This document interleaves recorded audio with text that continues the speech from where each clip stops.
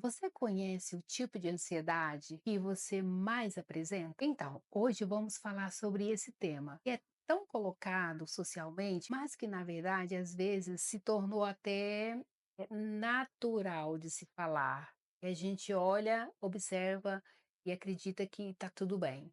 Então vamos falar sobre isso hoje? Você achou interessante esse tema? Fique aqui comigo que a gente vai estar traçando de maneira bem clara os 3 níveis de ansiedade que a gente pode adquirir. Lembrando que o primeiro nível é um nível que a gente considera como normal, é um nível natural que todo ser humano desenvolve. Por quê? Porque a gente precisa, essa ansiedade normal, é o primeiro nível, a gente se desenvolve no nosso dia a dia com ela. A gente precisa, né, um pouquinho disso para poder organizar o nosso dia a dia, para a gente sentir estímulo de ir e fazer. Desenvolver as nossas atividades diárias. De repente eu tenho algo agendado e aí eu estou ali pensando sobre aquilo, pensando na forma que eu vou cuidar, de que maneira que eu preciso fazer isso. Então isso me gera uma ansiedadezinha. E a gente prestar atenção no nosso corpo, a gente vai perceber que ele se movimenta diferente.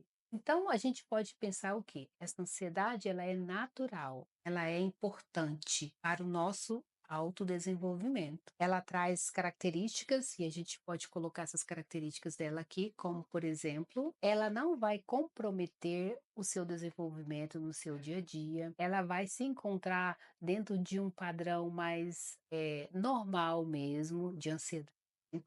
Você vai conseguir fazer as coisas sem um peso, a gente pode colocar peso, sem um peso tão excessivo, você vai conseguir ter leveza no que você vai estar fazendo. Você vai senti-la, mas você vai perceber uma leveza no seu movimento do seu dia a dia.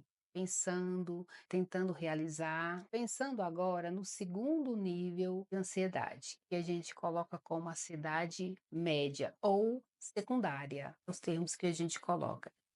Esse segundo nível, ele realmente já começa a desencadear em nós alguns sintomas mesmo, mais inquietantes. A gente pode trazer como exemplo a falta de sono, muita irritabilidade, às vezes as tarefas que a gente precisa desenvolver no dia a dia, elas estão ali conosco, a gente sabe que precisa desenvolver, a gente até dá conta de desenvolver, mas a gente faz isso com maior tensão, com maior rigidez. Então isso vai fazendo com que a gente perceba que a gente não está tão legal. A gente está ali, está desenvolvendo, está trabalhando, mas a gente sente um peso maior.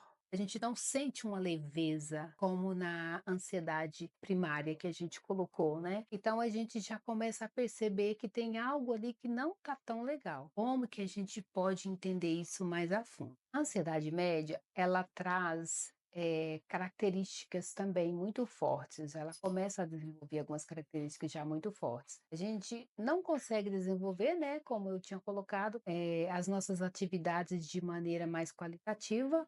Isso gera uma tensão maior. Ela começa a afetar os nossos relacionamentos em qualquer ambiente. Ela traz ali um desconforto que parece que a gente está se sentindo bem, mas o corpo vai falando para você que tem alguma coisa que não está legal. É um desconforto que você sente, mas você consegue equilibrar um pouco, porque na verdade a gente já tem que fazer muito esforço para poder equilibrar esse desconforto. Então é como se a gente estivesse gastando muito mais energia para poder controlar aquela situação, que é a questão ansiosa, que me elevou tanto, o meu corpo sentiu tanto, e eu estou precisando fazer alguma forma aqui comigo mesmo, um equilíbrio, um gasto de energia muito maior para me conseguir equilibrar aquela situação, enquanto eu estiver ali naquele meio, tentando finalizar o que eu tenho que finalizar.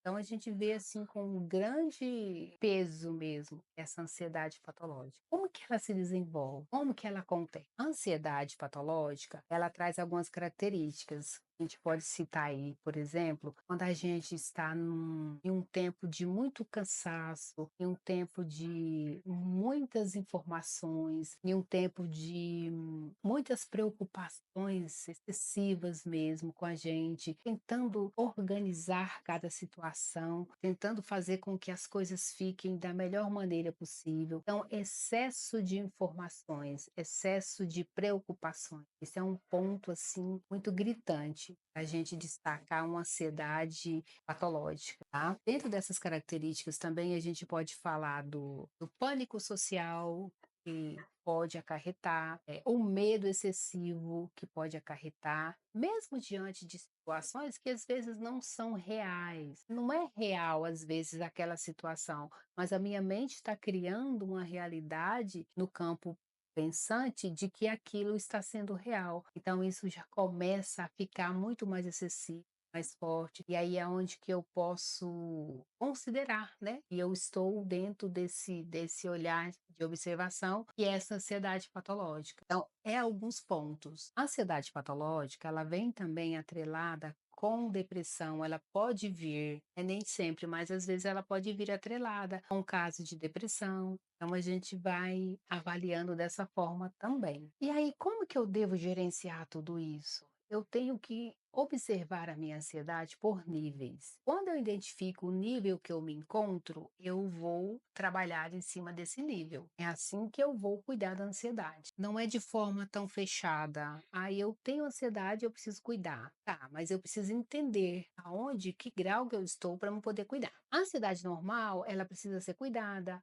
a média também, e essa terciária, que é a patológica, com certeza muito mais ainda. Então, assim, a primária eu cuido para que ela não avance para a secundária, e a secundária eu cuido para que ela não avance para a terciária. Então, é sempre buscar caminhos para a gente poder estar nos observando, fortalecendo a gente mesmo diante desse olhar de autocuidado. Então, é isso que eu tenho para colocar hoje sobre contexto ansioso, sobre essa questão ansiosa que a gente vivencia o tempo todo na sociedade. Se você gostou, achou interessante, acredita que tem alguém que esteja passando, né, por esse quadro ansioso, comenta aqui, coloca a sua opinião. É importante a sua opinião. Gente, você pode se observar em um quadro desses, o autocuidado é importante demais, a gente poder conseguir voltar a esse padrão mais natural, que é nosso.